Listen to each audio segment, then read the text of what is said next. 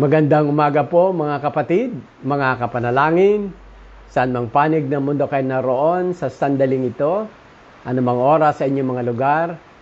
Ito po muli ang inyong kapalingkod at kapatid kay Kristo, Ray Ortega. Nag-aanyaya sa inyo na samahan ako sa pagbubulay sa mga salita ng Diyos. Ang mga salita ng Diyos ay nagbibigay ng karunungan at kalakasang espiritual. At ganoon din ang kapanatagan sa gitna ng mga problema at maging mga panganib man. Tunay po itong mabuting gabay sa ating pamumuhay. Sapagkat inilalapit tayo ng aklat na ito sa Diyos mismo. Iniingatan ang ating mga hakbang. Tinutulungan po tayo makapag-isip ng mabuti. Maisaayos ang ating mga plano sa ating mga buhay ayon sa kalooban ng Diyos. At ang pinakamaganda po sa lahat, inilalayo tayo ng aklat na ito sa paggawa ng kakatiwalian at mga kasamaan.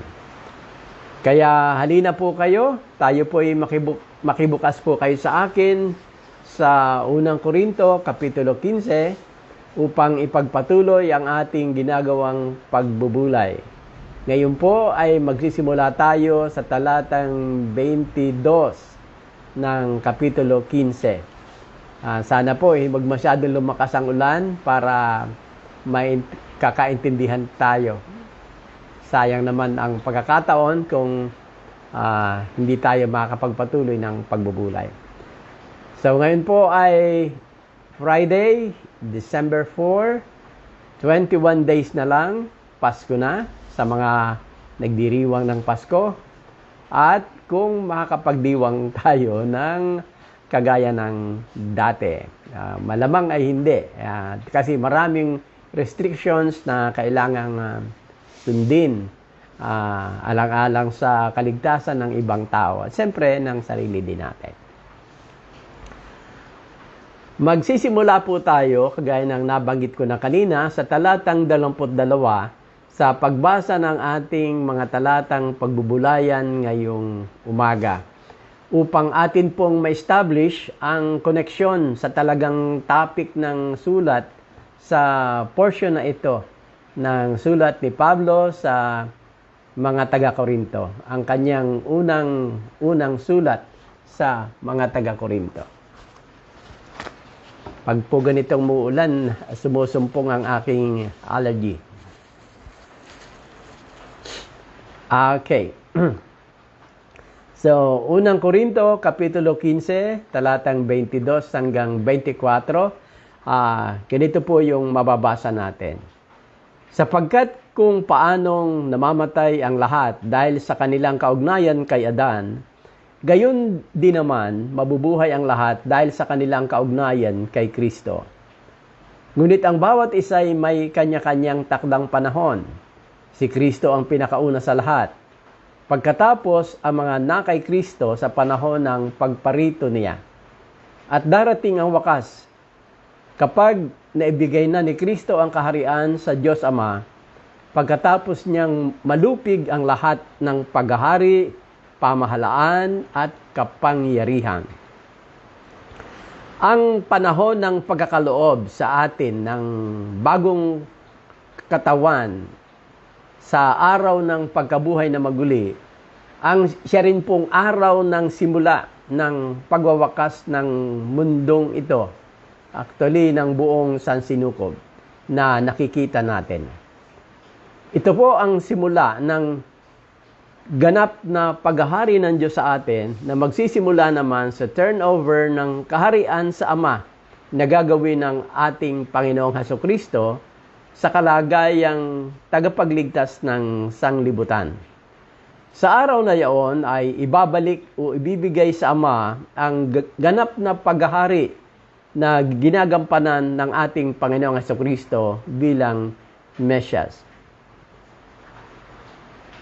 Sa talatang 24 po ay binabanggit ang tungkol dito. At sabi, pagkatapos na mangyari nga yung paglupig sa ibang mga kaaway, darating ang wakas kapag naibigay na ni Kristo ang kaharian sa Diyos Ama. Pagkatapos niyang malupig ang lahat ng paghahari, pamahalaan at kapangyarihan. Sapagkat si Kristo ay dapat maghari hanggang sa malupig niya at lubusang mapasuko ang kanyang mga kaaway. Ang kahuli-huli ang kaaway na kanyang lulupigin ay ang kamatayan. So maaari po nating ilarawan ang ating mga sarili na naninirahan sa kaharian ng Diyos sa bagong kalagayan. Perpekto, wala ng kasalanan, wala na mga dating bagay, at ang Diyos na ang ganap na mamamahala sa lahat, gaya ng sinasabi po sa aklat ng mga pahayag. Bago dumating ang ganap na kapayapaan at maging ganap ang paghahari ni Kristo, ay mangyayari muna po yung malalaking digmaang physical at spiritual. Hantong ito sa ganap na pagkatalo ng lahat ng mga kaaway ng ating Panginoong Hesukristo. At ito ang magiging hudyat ng pagsisimula ng wakas. Kaya itong binabanggit po na paglupig sa mga kaaway ng Diyos at ang pagpapanumbalik ng lahat o restoration sa ilalim ng kapamahalaan ng Diyos ay magsisimula naman sa pag-iiral ng panahon ng ganap na paghahari ni Kristo. So maghahari si Kristo ng ganap kasi nga inaghahari siya pero hindi pa lubos na paghahari. Sa ating mga mananampalataya ay naghahari siya pero sa mga hindi mananampalataya ay hindi pa lubos na nakikita, ipinapakita yung kapangyarihan ng paghahari ng ating Panginoong Hesukristo. Ngunit sa kanyang pagbabalik, magaganap po ito. At yun namang pagsisimula ng kanyang ganap na paghahari, ang simula naman ng paglupig sa lahat ng mga kaaway ng Diyos at lahat ng uri ng pamahalaan, lalo na yung mga pamahalaang espiritual. Kaya sabi ng 24, darating ang wakas. Darating ang wakas sapagkat ibibigay na ni Kristo ang kaharian sa Diyos Ama, pero bago mangyari ito, kailangan muna niyang lupigin ang lahat ng paghahari, pamahalaan at kapangyarihan. Sa tatlong area na ito po ay makikita ninyo, maisip ninyo na ang mga paghahari dito ay kasama ang mga paghahari sa mundo, mga pamahalaan ng mundo, pamahalaan ng mga espiritu, at lahat ng uri ng kapangyarihan. Lahat ay matatapos at susuko sa ating Panginoong Hesukristo. Dahil ito po ay kinakailangan. Dahil ang sabi ng kasulatan, si Kristo ay dapat maghari at lupigin ng lubusan at mapasuko ang lahat ng mga kaaway ng Diyos. At ang huling-huli sa mga lulupigin na ito ay ang kamatayan. Ang pinakanakatatakot na kaaway ng tao. Kailangang lupigin muna ni Kristo ang lahat ng mga kalaban kasama na si Satanas. Kasi siya yung pangunahing enemy ng kaharian ng Diyos. Ang paglalaban po na yan ay inilalarawan sa pahayag 19 mula verse 11 hanggang chapter 21 verse 8. Hindi po natin mababasa ngayong umaga, pero kung gusto po nyong ilista at balikan mamaya pagkatapos o anytime na meron kayong pagkakataon, ito po ay makikita nyo yung description ng paglalaban na yung lubusang i-assert ng Panginoong Hesukristo ang kanyang kapangyarihan. Yan ay nasa pahayag 19 mula verse 11 hanggang chapter 21 verse 8. So, 3 kapitulo po na magkakasunod yan hanggang sa mga bahagi pa ng chapter 22. Sa ngayon po ay hindi pa natin nakikitang ganap yung kanyang paghahari. Ngunit yung paglalaban para diyan ay nagsimula na po, matagal nang nagsimula, at inyong mararamdaman na pahigpit ng pahigpit ang labanan habang nalalapit ang paikibaka sa mga huling kaaway. Siyempre, yung pakikibaka sa huling paglalaban, yun ang pinakamatindi sa lahat. Ano po?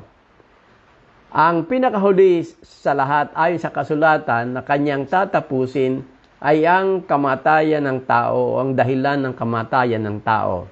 Yan po yung nasasaad sa verse 26.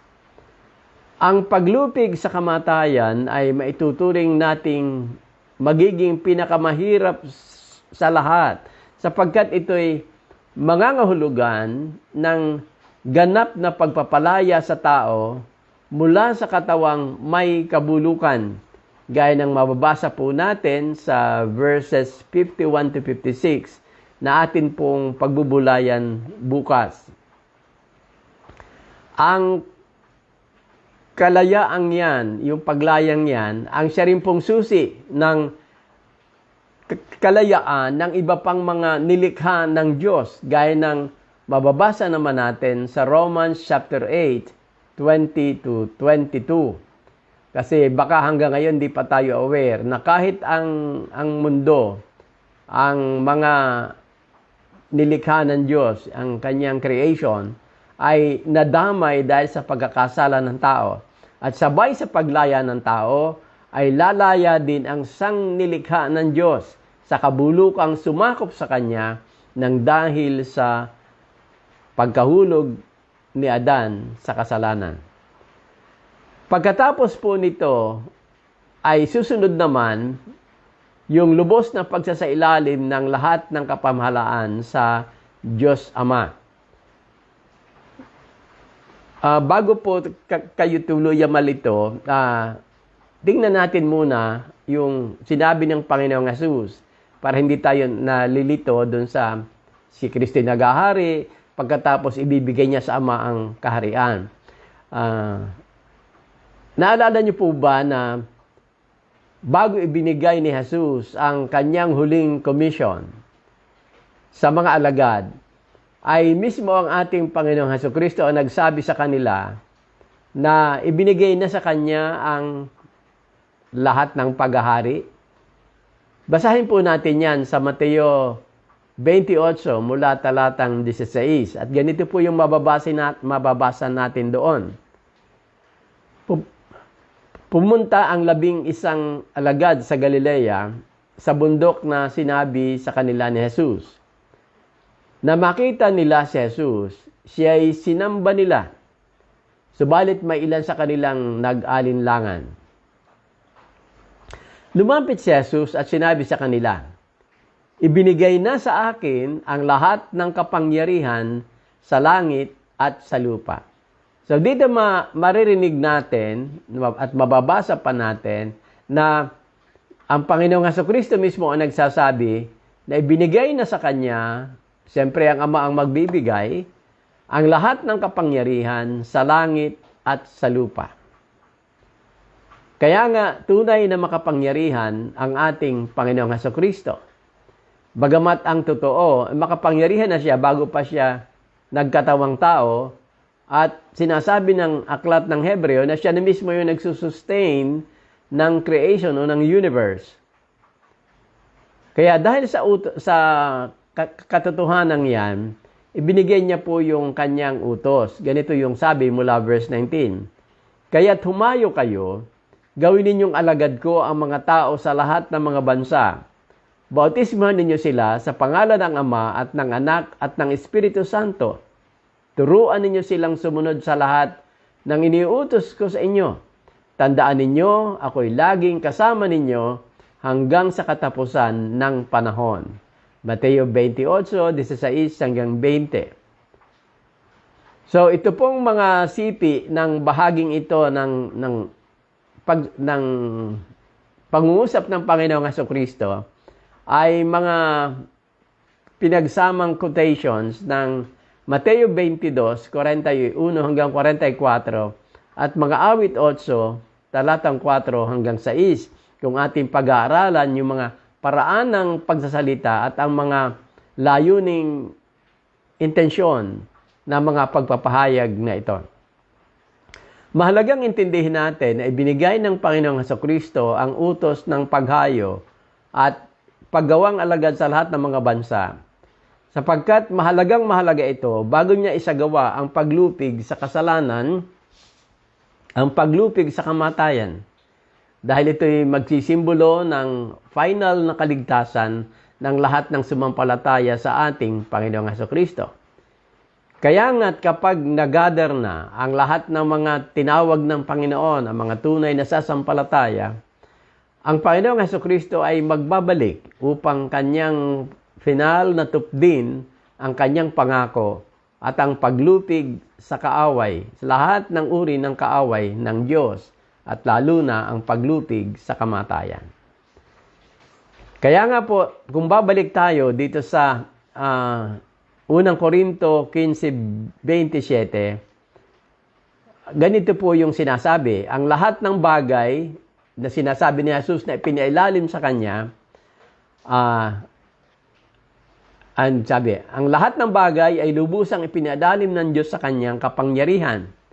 Ngunit sa salitang lahat ng bagay, maliwanag na hindi kasama rito ang Diyos na siyang naglagay ng lahat ng bagay sa ilalim ng kanyang kapangyarihan.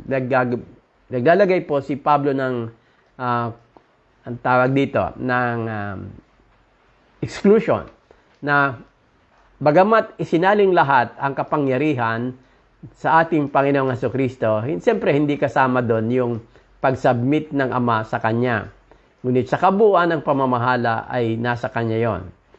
At sabi ng talatang 28, at kapag ang lahat ay nasa ilalim na ng kapangyarihan ng anak, kasi pasusukuin nga sa Kanya, ipapailalim naman siya sa kapangyarihan ng Diyos Ama o ng Diyos na naglalagay ng lahat ng bagay o naglagay ng lahat ng bagay sa ilalim ng kapangyarihan niya. Sa gayon, ang Diyos ay mangingibabaw sa lahat. Marahil po, kagaya ng iba ay nalilito kayo. Hindi ba ang Panginoong Hesukristo ay Diyos? Kung siya ay Diyos, bakit parang mababa siya?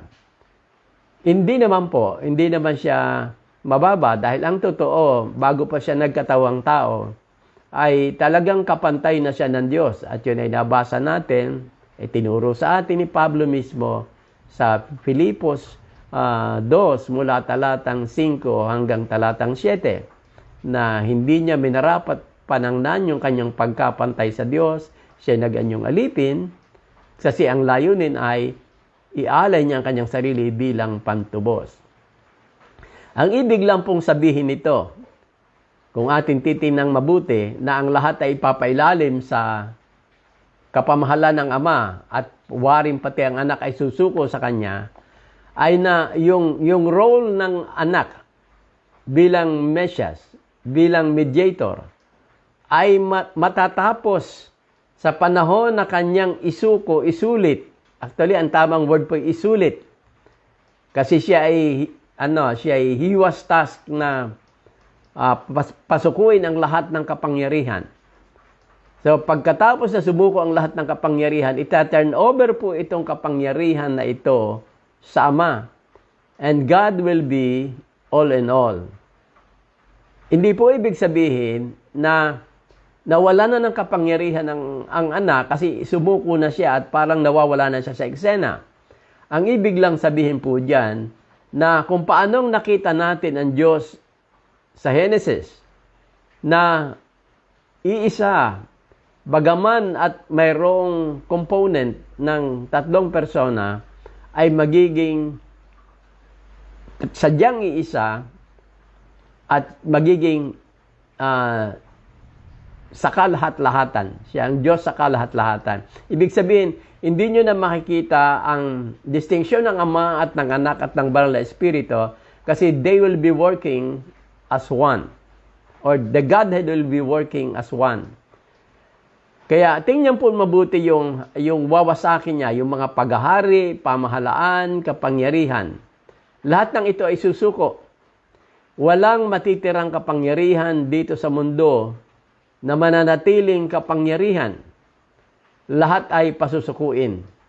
Kahit pa yung kinatatakutan ng maraming mananampalataya, o baka hindi naman talaga kinatatakutan, ibig sabihin ay pinaghahandaan, yung pag-establish ng mga laban sa Diyos ng one world government at one-world religion na titindi ng titindi yon hanggang sa bumalik ang Panginoong Jesucristo at maglaban yung dalawang kapangyarihan at matatalo yung kapangyarihan na yon kahit pa i-consolidate yung lahat ng kapangyarihan ng mundo.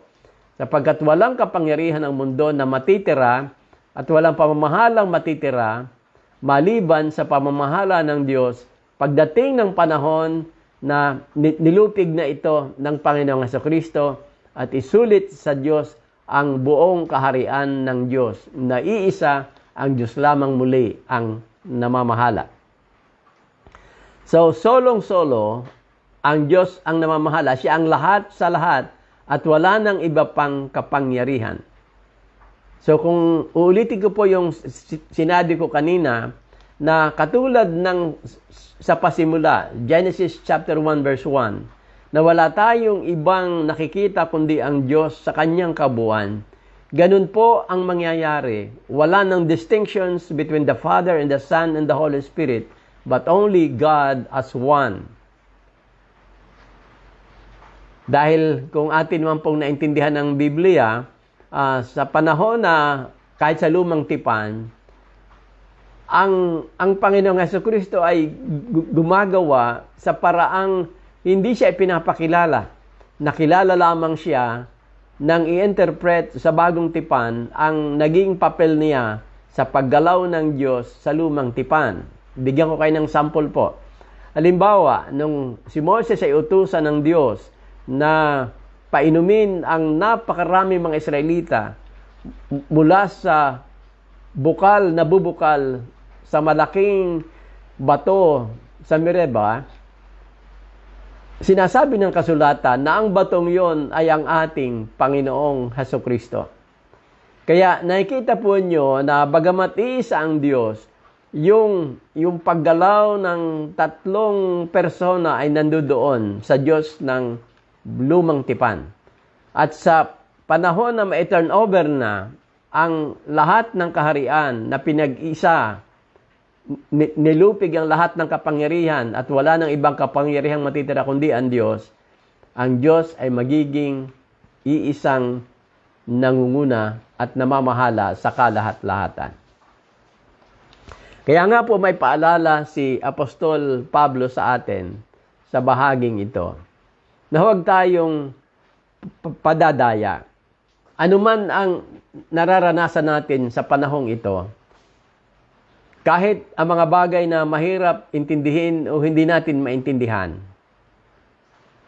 huwag tayong magdududa na nawawala sa kapangyarihan ng Panginoong Jesucristo ang mundo na ito. O kaya kung mabigat ang inyong dinadaanan, ay isipin ninyong hindi kayo naaabot ng kapangyarihan ng Diyos. Sapagkat ang lahat ng bagay, kagaya na sinabi ng ating Panginoong Jesucristo, ay nasa ilalim ng kanyang kapamahalaan, kahit sa ating kasalukuyang panahon. Siya'y may kumpletong kontrol at ang katunayan ay alam niya kung ano ang kanyang ipinapahintulot na dinadaanan natin sa ngayon. At yun din ang dahilan kung bakit kapag tumatawag tayo sa Kanya, meron tayong katiyakan na tayo ay tutugunin ng Diyos. Mahalagang makita natin na sa mga binasa nating verses ay ipinapakita na bagamat may plano ang Diyos at ang Kanyang plano ay lahat para sa kabutihan ng Kanyang sanglilika at lalo na ng tao na Kanyang ganap na palalayain sa kasalanan at sa tali ng kamatayan, na may mga oras na nakatakda para sa lahat ng kaganapan ng mga ito. Hindi natin maipipilit na mangyari kaagad ang anumang bagay kung hindi nasa panahon na itinakda ng Panginoon. Ang maganda nito sa atin pong pinagbubulayan, bagamat nakita natin masyadong maraming paksa si Pablo sa isang kapitulo na mahirap nating ituloy ng bigla ang lahat. Pero makikita natin dito na may mga takda siya sa bawat pangyayari at ang kailangang matupad ang mga bagay na ito sa takdang kapanahunan upang lalong maging ganap at kompleto yung pag-aalay, pagsusuko ng kaharian sa Ama. Ang ganitong mga pangyayari at mga pinag-uusapan ay pwedeng makakos ng duda sa iyo, sa kanino man. At isipin natin na napakahirap na mangyari ang mga bagay. Ngunit may paalala si Pablo sa atin na maging matatag tayo at huwag tayong mag-alinlangan sa pinangako ng Diyos sa atin. Pagdating sa pagdududa, marami ng mga tao ang talagang nagdududa at nawawalan ng pananampalataya. At sila rin ay mangangaral ng kanilang mga doubts, pero kaiingat po tayo kung kanino tayo makikinig. Sinasabi ni Pablo, at uulitin natin for the third time this morning, ang talatang 33, huwag kayong paloloko o huwag kayong padadaya, yun talagang ibig niyang sabihin. May mga makakasama tayo na maaring punong-puno ng pagdududa sa mga bagay na ito. At dahil hindi nila naiintindihan, ay pwedeng hindi nila papaniwalaan. Ngunit sa atin na pinanirahan ng banal na Espiritu, alam nating totoo ang mga salitang ito at pwedeng pagkatiwalaan. Nakilala natin ang ating Panginoong Hesukristo at alam nating tunay siyang gumagawa sa ating mga buhay at ang mga salita niyang iniwan sa atin ay hindi nagkakabula kundi kanyang tinutupad lahat ang mga ito. Isa-isa sa kanyang takdang kapanahunan. Kaya ano po ang paalala? Huwag tayong padadaya, huwag tayong paloloko. Kahit sa mga tao na nagdududa, kahit sa mga taong sadyang naliligaw ng mga tao, mag-ingat tayo at sabi niya ay magpakatino kayo. Ang ibig sabihin ay lagi nating ikondisyon ang isip natin sa mga bagay na panlangit, sa mga bagay na itinuturo ng ating Panginoong Hesukristo upang hindi tayo maligaw. At higit sa lahat, na tumalikod tayo sa lahat ng uri ng kasalanan at pagkakasala upang hindi tayo mapaglalangan ng ating kaaway.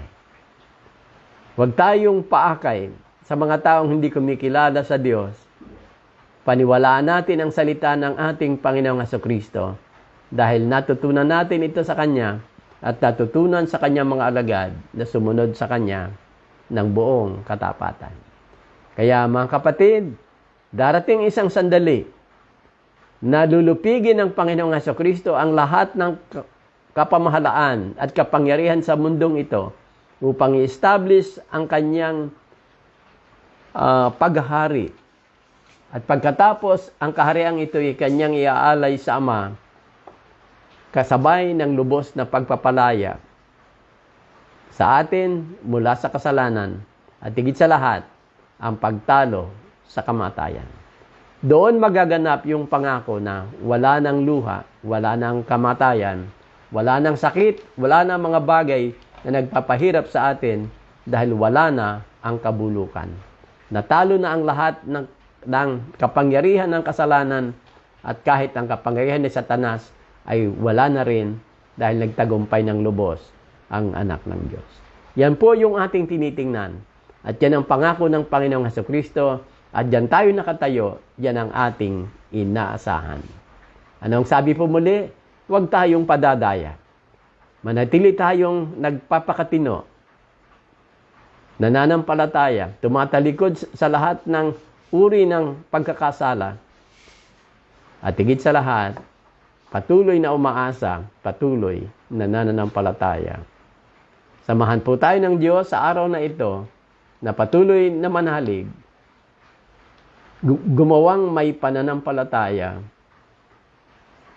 sa ating Panginoong Hesukristo at sa Diyos na naghanda ng lahat ng gantimpala para sa kanyang mga anak na mananatili hanggang sa wakas. Tayo po ay dadako sa ating prayer time. At muli, ang ating mga kahilingan sa panalangin, siyempre ang ating bansa, hindi natin alam ang mga nagaganap, pero siyempre may maganda, may hindi maganda. Manalangin tayo na ang Panginoon ang magbigay ng karunungan sa mga tao at kumontrol ng hindi dapat mangyari. Pero siyempre, maging ready rin tayo kasi alam naman natin na sa hula ng Biblia ay hindi tayo pwedeng umasa ng napakagandang sanglibutan. Dahil magiging mahirap para sa mga mananampalataya ang mabuhay sapagkat lalala ang kasamaan ng tao hanggang hindi pa bumabalik ang ating Panginoong Hesukristo.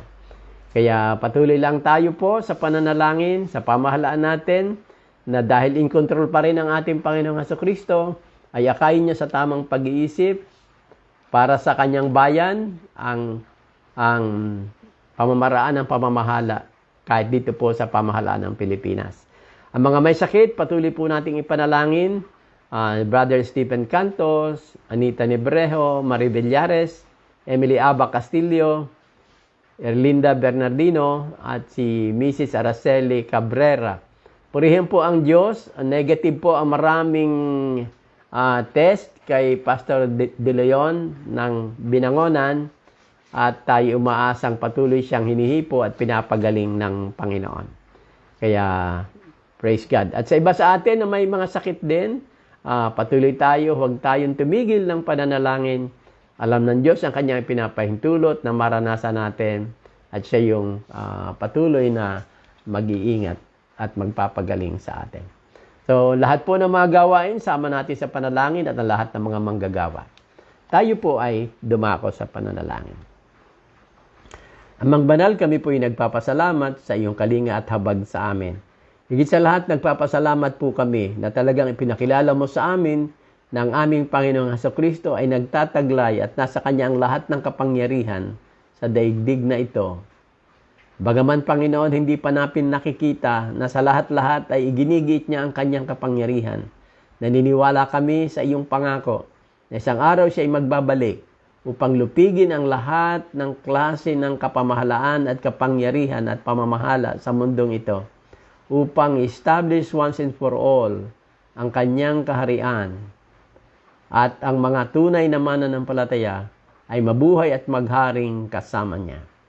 Nagpapasalamat din po kami, Panginoon, sa pangako na kanyang wawakasan ang kamatayan upang hindi na ito magkaroon ng kapangyarihan sa buhay ng mga tao. Aming panalangin po na kami manatiling nakatutok sa mga pangakong ito at panampalataya na namin. At higit sa lahat, maging matapang kami sa pamumuhay araw-araw at huwag kaming matakot sa kamatayang nagbabanta sa amin o minsan ay nagbabanta sa amin dahil kung mamatay man kami, alam namin mabubuhay kaming muli dahil ito ang pangako ng aming Panginoong Hesukristo upang pagdating ng araw, Kanyang i-award sa amin ang katawang wala ng kabulukan at nagtagumpay ng lubos sa kamatayan. Salamat po na sa ganitong pangako mo ay pwede pa rin naming ipanalangin ang mga kapatid namin may sakit kung dudugtungan niyo pa yung kanilang mga buhay, Panginoon. Aming hinihiling na huwag niyo po silang payagang mabuhay na may sakit kung hindi niyo pa sila kukuhanin. Aming hiling po na iyo silang pagalingin, iyo silang bigyan ng kalakasan upang makapaglingkod sila sa inyo. Kahit po ang kapatid namin, si Ate Adyang, na hirap na rin, aming pinapanalangin po yung kalooban mo para sa kanya. Ngunit, Panginoon, kung gusto mong mabuhay pa siya ng mahaba-haba pa, Lord, ang aming hiling po ay alisin niyo po yung sakit na nararamdaman at tulungan niyo siyang mabuhay ng higit na mabuti kaysa kasalukuyan. Patuloy din bigyan ng kalakasan ang mga nag-aalaga sa Kanya, Panginoon, upang makayanan nila yung hirap ng pag-aalaga at pagbabantay sa isang bedridden na individual. O aming Panginoon, kami nagpapasalamat na maging sa anumang problema na aming nilalabanan sa sandaling ito, ng aking mga kapatid na nakikinig sa aming pagbubulay. Panginoon, Ikaw ang kanilang maging kaaliwan at lakas upang kanilang mapagtagumpayan lahat ng tukso, lahat ng panganib, lahat ng problema, lahat ng tiising dinadaanan. Panginoon, mapagtagumpayan na lang lahat dahil ang aming Panginoong Hesukristo ay mapagtagumpay. Salamat po aming Panginoon. Sa panahong ito ng kagipitan at mga mahirap na karanasan, meron kaming kanlungan at Ikaw yun aming Panginoong Hesukristo. Salamat, ipagsasanggalin ninyo palagi ang inyong bayan, ang inyong mga anak. At nananalangin kami, natugunin mo kami sa oras na ito. Amen. Muli mga kapatid, maraming salamat po sa inyong pakikiisa sa pagbubulay at pananalangin ngayong araw na ito. Patuloy po tayong samahan at pagpalain ng Panginoon. God bless everyone.